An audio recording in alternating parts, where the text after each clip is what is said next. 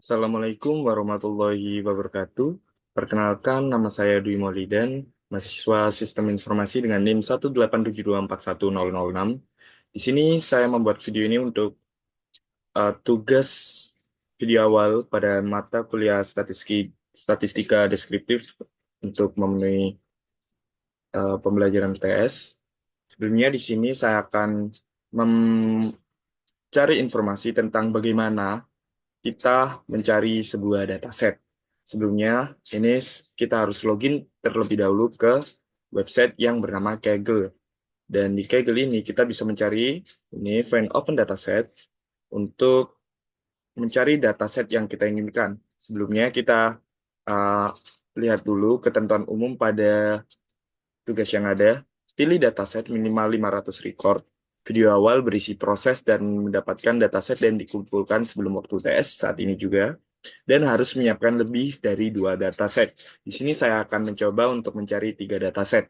Dan di dataset tersebut terdiri dari skala nominal, ordinal, dan rasio. Dan bisa diolah dari univariate, bivariate, dan multivariate. Dan tiap mahasiswa harus berbeda-beda. Dan pada dataset terdiri da- dan pada deskripsi datasetnya terdiri dari variabel, jenis data, dan konteksnya. Dan dataset yang dipilih tidak boleh sama dengan yang pernah ada di kuliah, dan tidak ada batasan atau ketentuan terkait dengan library R. Untuk masing-masing datasetnya ditentukan tujuannya. Ini untuk tugas selanjutnya. Oke, kita lanjut. Kita bisa memfilter apa yang kita inginkan. Dan ini untuk file size-nya minimal dan maksimalnya. Untuk file types-nya bisa CSV, JSON, SQLite, dan BigQuery. License-nya. Untuk usability, kita bisa filter di angka 9 atau lebih tinggi, ataupun juga di 10.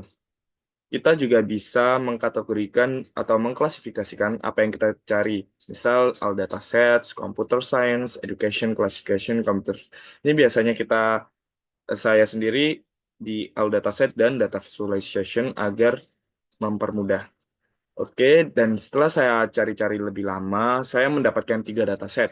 Yang pertama ada ini dataset yang berjudul Attrition in an Organization, Why Workers Quit. Oke, deskripsi singkat dari dataset ini sendiri. Dataset ini berasal dari IBM HR, Analytics, Employee Attrition, and Performance. Tujuan umumnya adalah untuk menganalisis faktor-faktor yang mempengaruhi keputusan karyawan untuk keluar dari perusahaan. Dataset ini mencakup berbagai informasi tentang karyawan, termasuk demografi, pengalaman kerja, dan kepuasan kerja. Sebelumnya kita harus download dataset ini, dan kebetulan saya sudah download untuk menyiapkannya. Dataset ini sendiri harus mencakup lebih dari 500 record.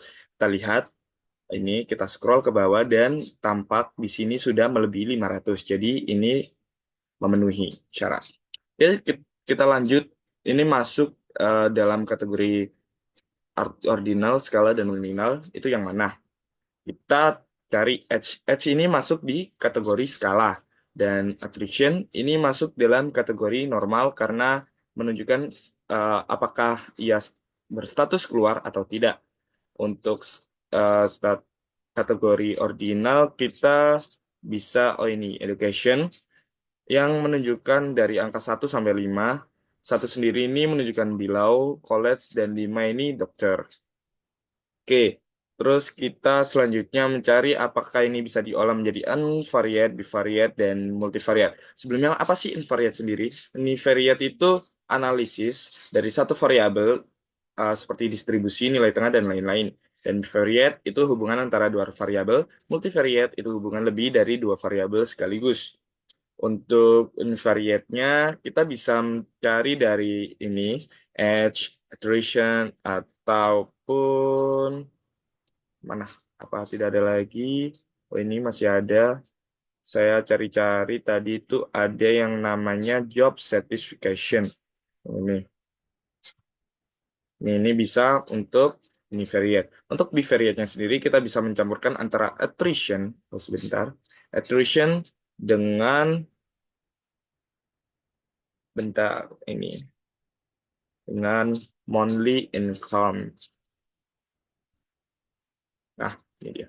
Oke, selanjutnya untuk multivariatnya sendiri, kita bisa menjadikan attrition sebagai target dengan prediktor dari age, terus dari job steps, job apa tadi, job certification, job level, dan tadi itu kalau nggak salah ada yang namanya overtime, job certification, job level, dan overtime. Mana overtime? Nah ini. Itu bisa dibuat untuk multivariate. Oke, adapun dataset ini memiliki tujuan utama, yaitu untuk memahami dan memprediksi faktor-faktor yang menyebabkan karyawan keluar dari perusahaan. Hal ini dapat membantu organisasi dalam mengembangkan strategi retensi karyawan yang lebih efektif. Oke, kita lanjut di dataset kedua. Dataset kedua ini sendiri berjudul Models to Improve Customer Retention. Ini kita download seperti biasa dan kita cek apakah ada 500 record. Kita scroll ke bawah dan terbukti ini 500 record lebih. Terus kita cari yang mana deskripsinya terlebih dahulu. Ini kita cari. Dataset ini berasal dari IBM Watson Marketing Customer Value Data.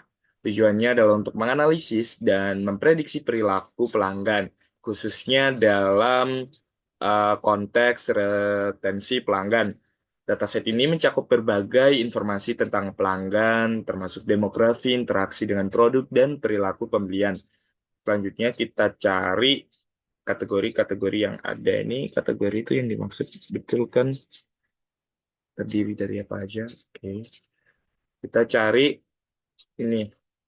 Customer ini termasuk dalam kategori nominal. Ini sendiri merujuk pada ID unik setiap pelanggan. Dan ini ada apa ini kepanjangannya? Customer Lifetime Value ini adalah kategori skala karena menunjukkan nilai total pelanggan sepanjang waktu. Terus ada education. Education ini termasuk kategori ordinal karena menunjukkan jenjang pendidikannya. Di sini tertampak bachelor sebesar 30% dan college sebesar 29%. Untuk tipe analisis dari univariate sendiri itu kita ada mana tadi income, terus ada sebentar saya tunjukkan vehicle class dan response. Response. Respons, tidak ada sebenarnya respons. Oke, berarti ini itu vehicle class dan income. Untuk sebentar, total.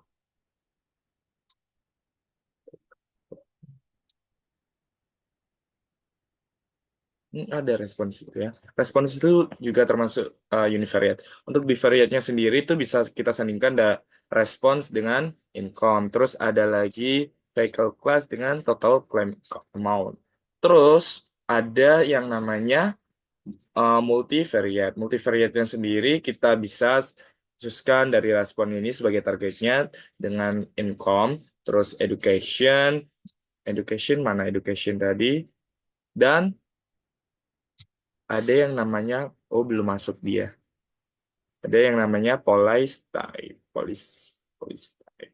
Oke, itu termasuk multivariate. Oke, kita lanjut di data ketiga. Data ketiga ini berjudul Predicting Mental Health from Music Test. Kita seperti biasa kita download dan kita cek apakah recordnya lebih dari 500. Dan saat kita lihat, kita scroll ke bawah, terbukti bahwa recordnya lebih dari 500. Oke, terus kita cek deskripsinya terlebih dahulu. Oh iya, saya belum lihat. Ini tujuannya tadi kelupaan, tujuan utamanya. Jadi tujuan utama dari dataset ini adalah untuk memahami dan memprediksi faktor-faktor yang mempengaruhi resensi pelanggan. Hal ini dapat membantu perusahaan dalam mengembangkan strategi pemasaran yang lebih efektif dan meningkatkan loyalitas pelanggan. Ini, ini dataset ini memiliki deskripsi sebentar. Hmm, hmm. Nah ya deskripsinya tadi. Ya tadi itu. Ini gini aja. Nah,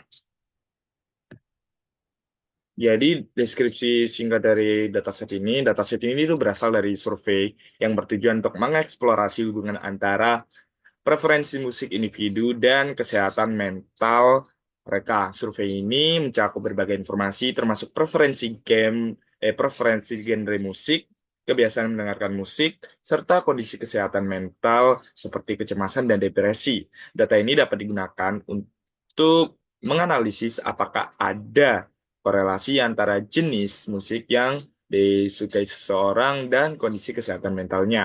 Kita lihat sebentar, untuk kategori-kategorinya. Ini ada timestamp. Timestamp sendiri ini termasuk kategori nominal karena menunjukkan waktu pengisian surveinya. Terus ada age. Age ini termasuk kategori skala karena menunjukkan usia responden dan ada yang namanya, saya tadi perasaan sudah bukan semua ya ternyata ya. Ada ini yang namanya frekuensi. Frekuensinya itu tidak hanya satu tetapi banyak. Dan frekuensi ini menunjukkan nilai ordinal karena menunjukkan frekuensi mendengarkan per genre. Ada genrenya itu macam-macam ya, tadi ada apa aja nih? Ada hip hop, ada classical country, folk, dan lain-lain. Terus apa yang bisa diolah dari data ini? Data ini bisa diolah menjadi univariate. Univariate-nya sendiri bisa distribusi dari ads, terus dari favorite genre, dari rata-rata atau hours per day, dan score anxiety-nya. Itu tidak ada di sini, tapi ada di sini. Oke. Terus yang bivariate bisa menghubungkan antara five genre dengan depression. Tidak, depression. Nah, ini bisa menghubungkan menjadi bivariate. Terus yang multivariate, kita bisa memprediksi dari depression ini berdasarkan hours per day.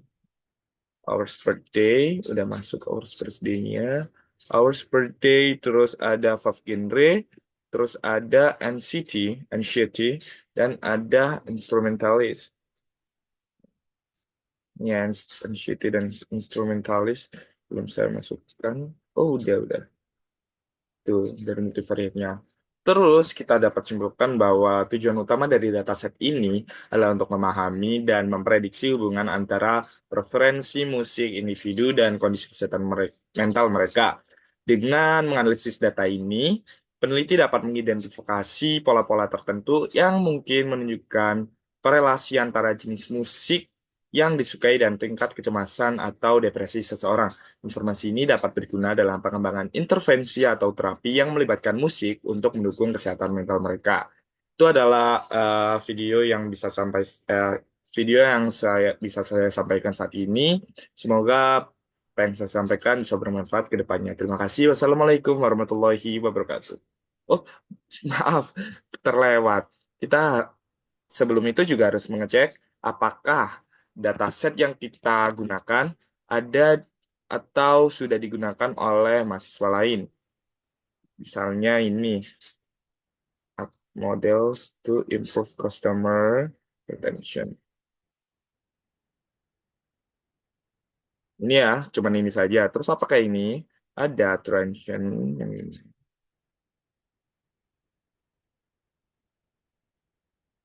Terbukti juga cuma satu, terus yang ini predicting mental juga satu. Jadi sekian, maaf karena terlewat.